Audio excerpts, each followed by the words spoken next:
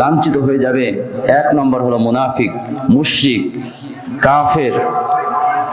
দ্বিতীয় নম্বরে ওই সকল মুসলিম যারা দুনিয়ার জীবনে সালাত আদায় করেনি, তাদের চেহারাও কিয়ামতের ময়দানে অপমান লাঞ্ছনায় মাথা নত হয়ে যাবে। এটা আমার কথা না, এটা আল্লাহ রাব্বুল আলামিন কোরআনুল কারীমে বলেছেন।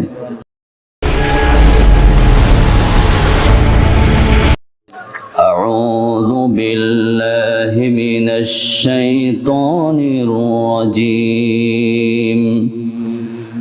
বিসমিল্লাহির রাহমানির রহিম। হাল আতাকা হাদিসুল গাশিয়া। আল্লাহ রাব্বুল আলামিন রাসূলুল্লাহ সাল্লাল্লাহু আলাইহি সাল্লামকে প্রশ্ন করে বলছেন, আল্লাহর পয়গম্বর, আপনার কাছে কি ভয়াবহ কিয়ামতের সংবাদ পৌঁছেছে? আচ্ছন্নকারী কিয়ামতের সংবাদ আপনার কাছে পৌঁছেছে?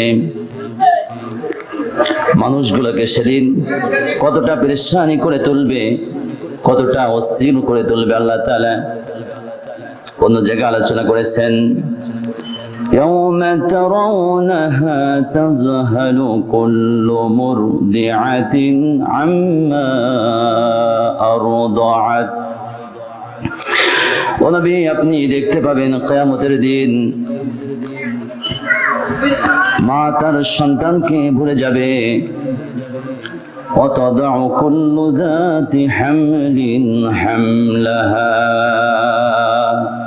প্রত্যেক গর্ভবতী কিয়ামতের ভয়াবহ অবস্থা দেখে তাদের গর্ভপাত করে ফেলবে। وترى الناس سكارى وما هم بسكارى। মানুষগুলো সেদিন পাগলের মতন হয়ে যাবে। وما هم بسكارى। আল্লাহ তাআলা বলেন, অথচ তারা আসলে পাগল নয়, কিন্তু পাগল যেমন আচরণ করে, মাথা মাঝে মাঝে টাক দেয়, হয়রান হয়ে যায়, পেরেশানি হয়ে যায়, এমন অবস্থা মানুষের ভিতরে সৃষ্টি হয়ে যাবে। কেন সৃষ্টি হবে? ওয়ালাকিন্না আযাবাল্লাহি শাদীদ। আল্লাহর শাস্তি যেদিন উন্মুক্ত হয়ে যাবে, সেদিন তাদের দিমাগকে হারিয়ে ফেলবে। আল্লাহর শাস্তি যখন চোখের সামনে দেখবে, জাহান্নাম চোখের সামনে দেখা যাচ্ছে, সূর্য মাথার উপরে চলে আসছে। বর্তমান পৃথিবী থেকে সূর্য প্রায় 15,000 কিলোমিটার দূরে অবস্থিত আছে। আর সেদিন বলা হয়েছে হাদিস শরীফে, মুসলিম শরীফের হাদিস, যে সূর্য মাথার 1 মাইল দূরত্ব চলে আসবে। যখন 1 মাইল দূরত্ব চলে আসবে, তখন মাথার মগজ ফেটে যাবে, ঘিলুগুলো টকবাক করতে থাকবে, জমিন তামা হয়ে যাবে।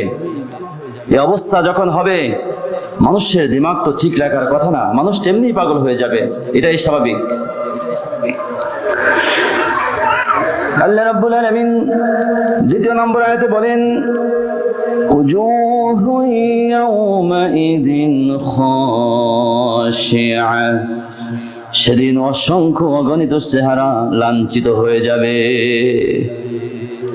লাঞ্ছিত হয়ে যাবে, মাথা নত হয়ে যাবে।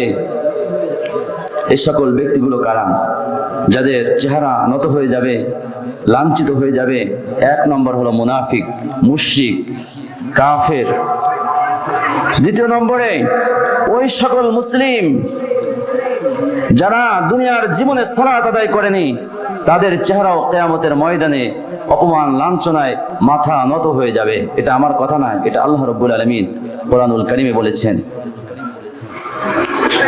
আল্লাহ রাব্বুল আলামিন বলেন, খাশিআতান আবসারুহুম তারহাকুহুম যিল্লাহ وقد كانوا يدعون إلى السجود وهم سالمون।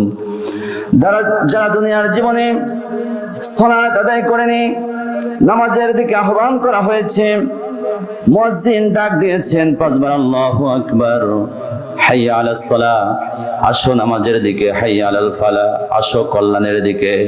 কিন্তু কানের ভিতরে পৌঁছায়নি। এমন লোকগুলো কিয়ামতের ময়দানে তাদের মাথা নত হয়ে যাবে। বিশ্বনবী মুহাম্মদুর রাসূলুল্লাহ সাল্লাল্লাহু আলাইহি ওয়াসাল্লাম বলেছেন, সমস্ত হাসরবাসীকে আল্লাহ তাআলা বলবেন, তোমরা এখন সিজদা করো। সেদিন ওই সকল ব্যক্তিগুলো হাসরের ময়দানে সিজদা করতে পারে না যারা দুনিয়ার জীবনে সালাত আদায় করেনি, দুনিয়ার জীবনে নামাজ পড়েনি। এই সকল ব্যক্তিগুলো সেদিন মাথা নিচু করার মতন ক্ষমতা থাকবে না। এটা আমার কথা নয়, এটা আল্লাহর পয়গম্বর মুহাম্মদুর রাসূলুল্লাহ সাল্লাল্লাহু আলাইহি ওয়াসাল্লাম বলেছেন। বুখারী শরীফের হাদিস আপনাদেরকে শোনালাম। আল্লাহ রাব্বুল আলামিন দ্বিতীয় নম্বর আয়াতে বলেন, আমিলাতুন নাসিবা, সেদিন অসংখ্য আমলকারীর আমল ক্লান্ত হয়ে যাবে। আমল করেছে বটে, নামাজ পড়েছে, যাকাত দিয়েছে, হজও করেছে, কিন্তু আল্লাহ রাব্বুল আলামিনের কাছে তাদের কোনো গ্রহণযোগ্যতা হবে না। কি কারণে হবে না? জিহাদ করেছে কিন্তু আল্লাহর কাছে কবুল হয়নি।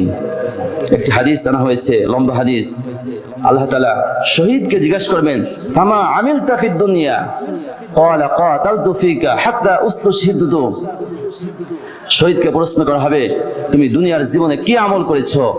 সে বলবেন, হে আল্লাহ তাআলা, আমি তোমার রাহে জিহাদ করেছি, এমনকি আমি তোমার রাহে শহীদ হয়ে গিয়েছি। আল্লাহ তাআলা বলবেন, না, তুমি জিহাদ করেছো, তোমাকে মানুষ সাহসী বলবে, সুতরাং আজকে তোমার আমার কাছে কোনো বিনিময় নাই। ফাউলকিয়া ফিন্নার, তাকে পাও টেনে জাহান্নামের ভিতরে নিক্ষেপ করা হবে। বলেন নাউজুবিল্লাহ। জীবন বিলীন করে দিয়েছে, তবুও সেটা আল্লাহর কাছে গ্রহণযোগ্য হয়নি। একটাই কারণ, সেটা হলো তার আমলের ভিতরে আল্লাহর সন্তুষ্ট ছিল না। এই জন্য অসংখ্য আমলকারীর আমল সেদিন ক্লান্ত হয়ে যাবে, সে আমলে কোনো কাজ হবে না। আল্লাহ রাব্বুল আলামিন বলেন চতুর্থ নম্বর আয়াতে,